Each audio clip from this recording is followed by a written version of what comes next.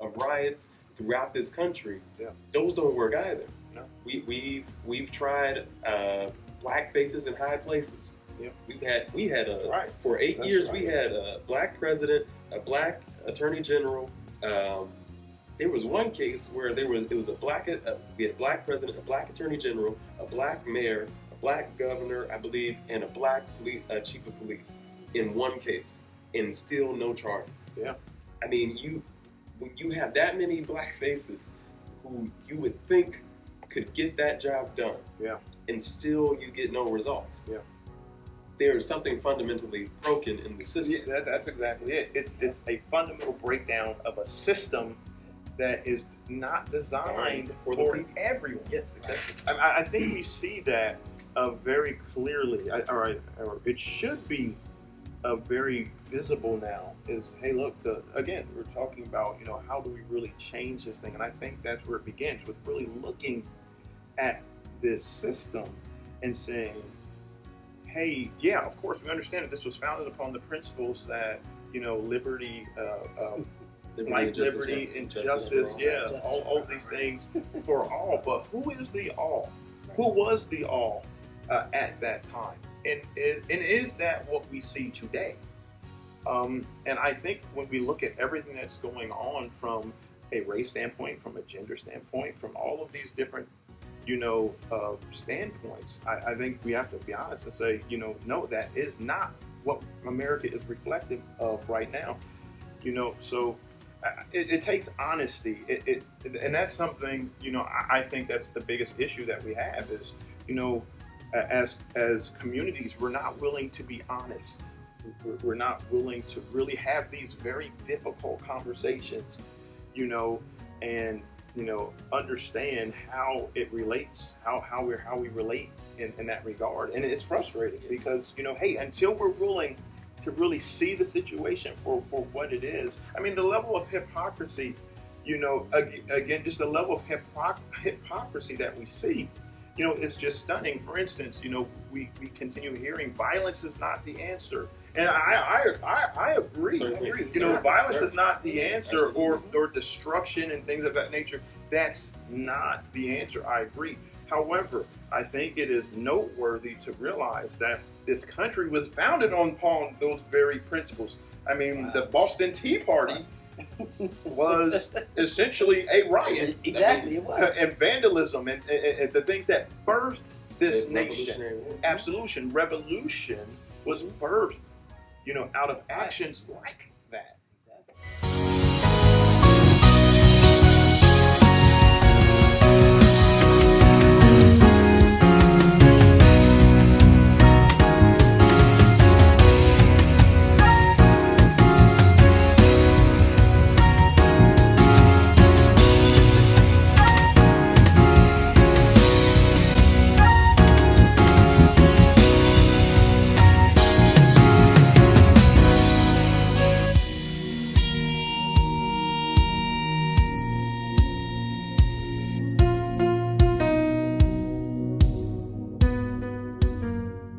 Thank you for joining us this evening.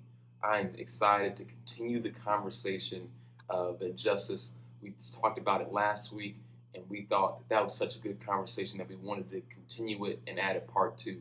So we thank you all for joining us again. If you did not see that conversation, I highly recommend you go back and watch it. Last week, I had Minister Tim Tipton and Brother Jesse Short on. We had a great conversation. We talked about the Breonna Taylor case. We talked about where is Black America going, what we need to do, how to have difficult conversations. It was not a super long conversation, but it was a good conversation, and we want to keep continuing that today. So I highly recommend you go and review that and tell us in the comment when you go watch it, what was your favorite part? What comments did you have? What ideas did you have when you were watching it? What do you think that we need to start doing? And comment on this video on what you think we need to start doing. Also, share this video now. Share it with your friends, share it with your family, share it with someone who needs to hear this message. We are still having real conversations, trying to break barriers, trying to break chains, and have real, no-holds-barred discussion. So today, I want to start with talking about, there was a part in the video, if you go and watch it from last week, where Minister Tim Tipton was talking about using your power. and putting yourself in a position of power and developing that skill within yourself. So how do we do that?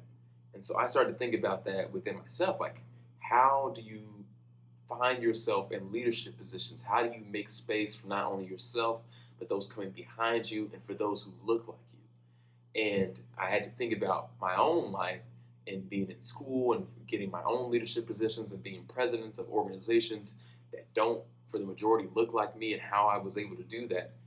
It comes with you being willing to sacrifice. And this is a conversation when we talk about injustice that people I don't think like to have. What are you willing to sacrifice for the cause? Are you willing to sacrifice, this is a big one, your pride? Are you willing to put those prideful things aside and look towards the higher goal and press towards the higher calling? Are you willing to say that it's not about me, it's about we? It's about everybody else in this predicament. So how can I humble myself and make space for other people? And you talk about humility and leadership, that's a main piece of leadership. Some people think that it's just about being out front and doing everything. No, it's about the grind in the background and making yourself prepared for those moments so that when you do get power, so that when you do have that title next to your name, now you can say, okay, we need to change this so that we can get more people like this in here. We need to do this so we can get more inclusion, more development of this process and more development of this area and this environment. So using your power, once you get it, once you get that degree, once you get that job, once you get whatever it is that will give you more power and control in this world, then you start using that to help others.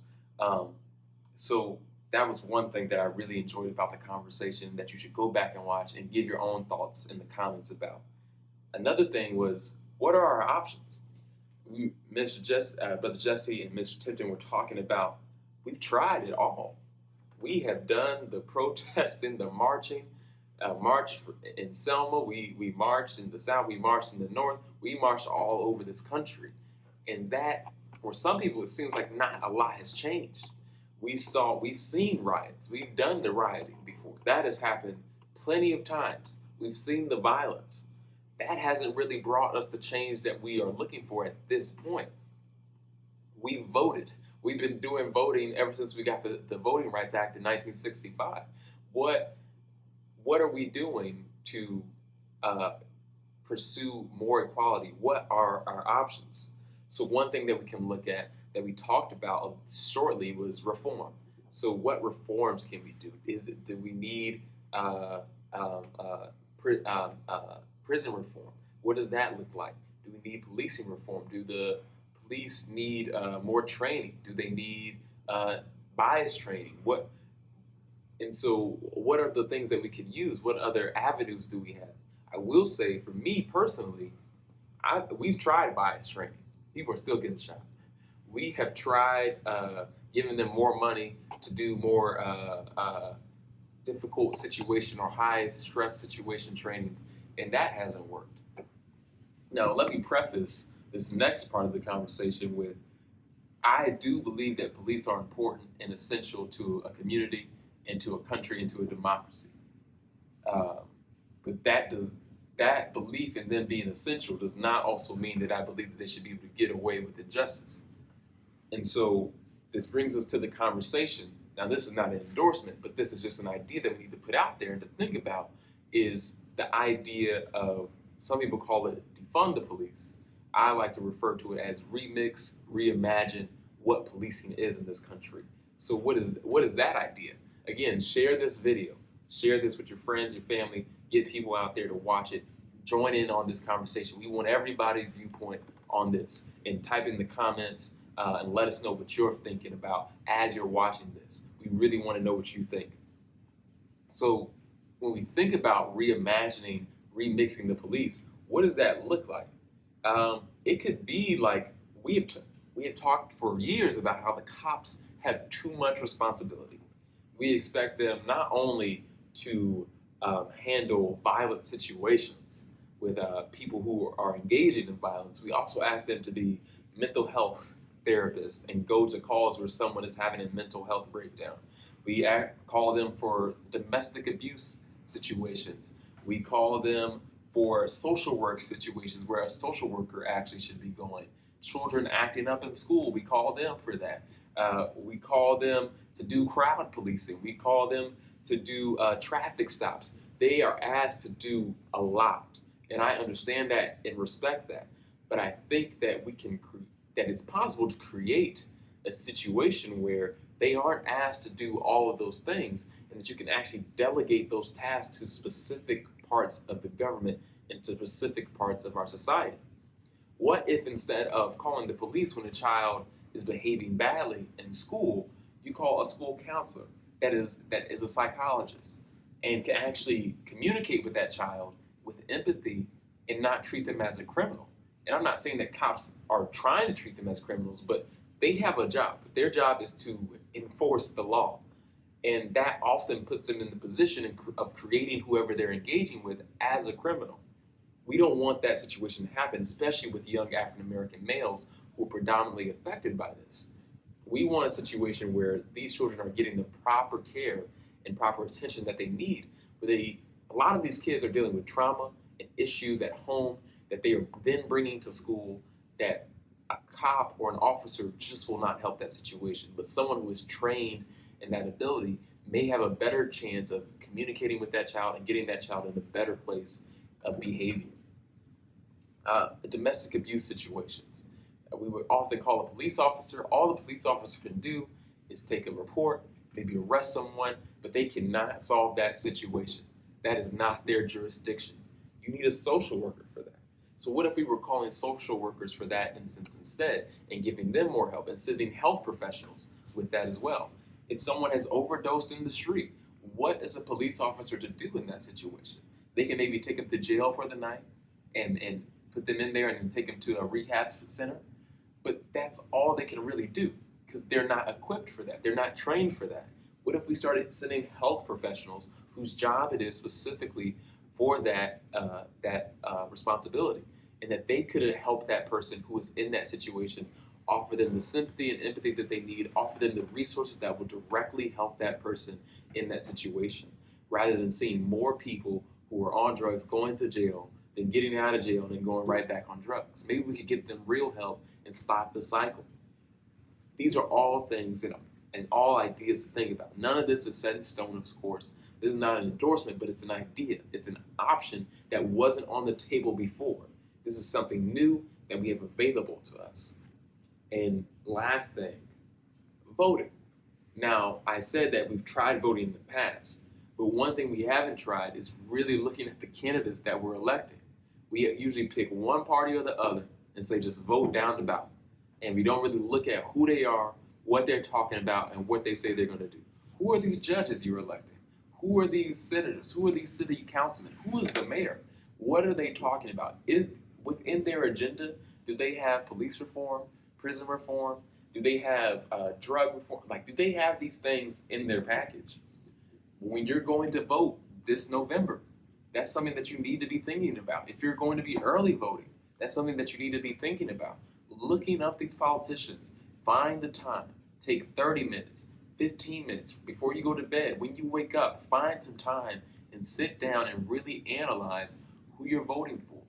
Don't just go one way or the other. Find someone who you think that person will do and make the reforms that I believe will help my community and improve the general society.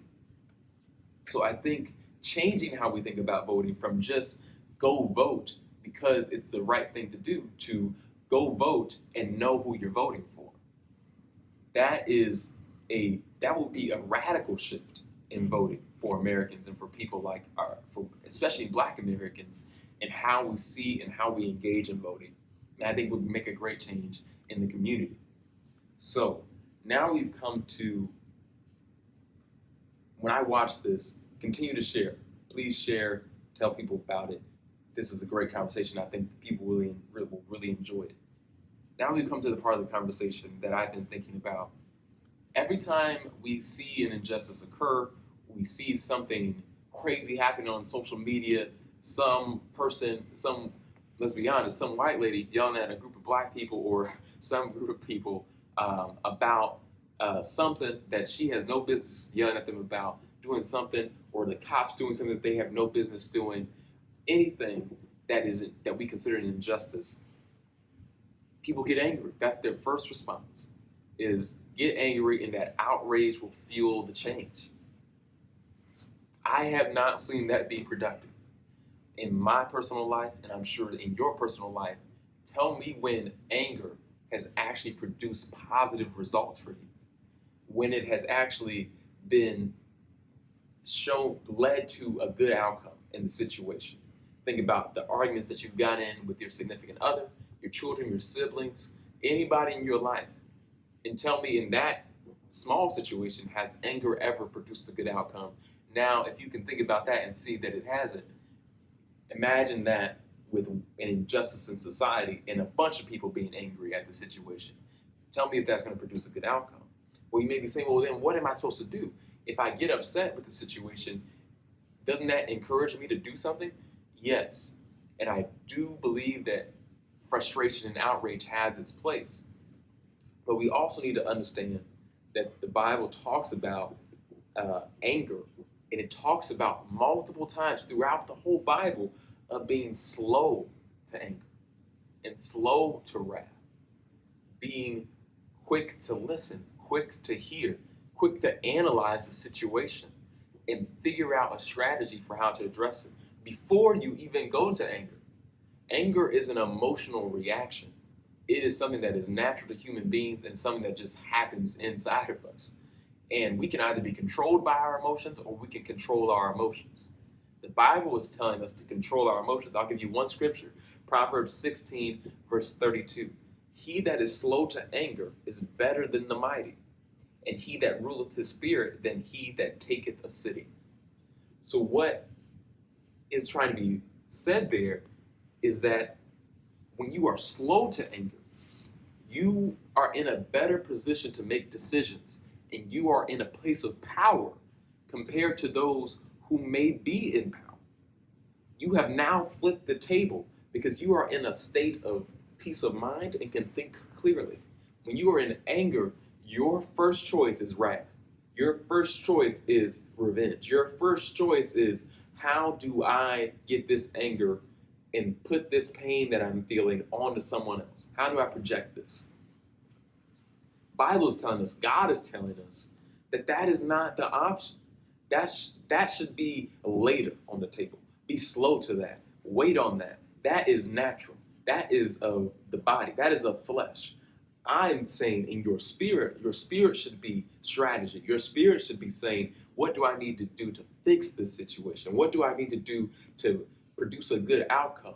What are the other options? What are things that are left open to me? We see what anger does. We see the riots. We see the houses burning. We see the looting and the rioting.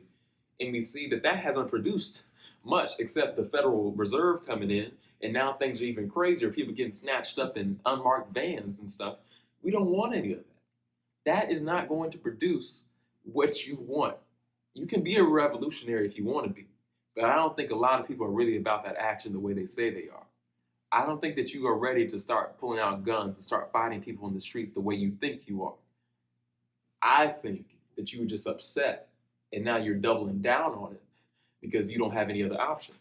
What you need to do is start thinking, all right, God, what do I need to do in this space? I feel anger rising in me. I need you to come with me right now. Sit with me, comfort me, and tell me what I need to do to help this situation, help my community. Start doing that in small instances where you feel angry with your spouse, with your friends, with your family, with your teacher, with anyone. Start calling on God in that moment and saying, God, what do I do now? I feel anger rising up in me. What should I do? Pray and ask God to lead you. Let him guide you in all your directions. You know that. Let him lead you and guide you in all your steps, and he'll direct your path. Anger is not allowing him to direct your path. That is an emotion. That is flesh. So now that we've talked about anger and why that isn't a good option, now we need to talk about one of the first steps that you have to have when fighting injustice is having conversations. And that is what we're trying to do here. That's why you need to share this conversation and start having conversations with others. How do you have difficult conversations? How do you frame these controversial issues in a way that will be productive in discussion? How can you have civil discourse?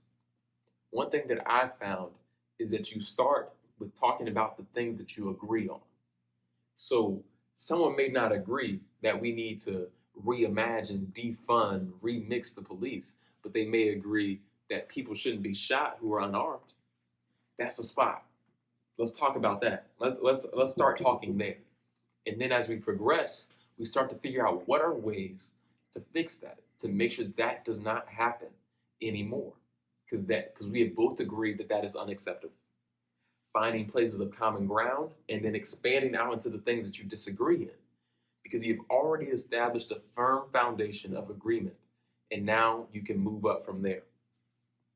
So finding common ground is the first thing. Two, before you enter that conversation, either if both of you believe in praying, pray. If you believe in praying, as you should, pray.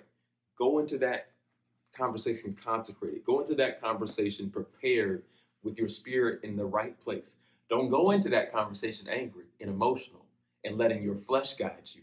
Go into that conversation putting God first, knowing that He will lead you and give you the words, that God will allow you to salt your words, and He will guide you to the right framing and the right verbiage to say to this individual that will hit their spirit in the right way. But you have to acknowledge God before you go into that. And so we have two things: establishing common ground and consecrating yourself before you enter into it. And last but not least, I would say that you need to listen. Open your ears. Sometimes we are so upset and emotional that someone may be saying something that is completely valid, completely true, and we don't want to hear none of it. Because you didn't really come for a conversation. You came to yell at somebody. You came to get upset. You came to be angry. You didn't come for the conversation. You need to listen. If you are going to have a conversation with someone, it is a two-way street.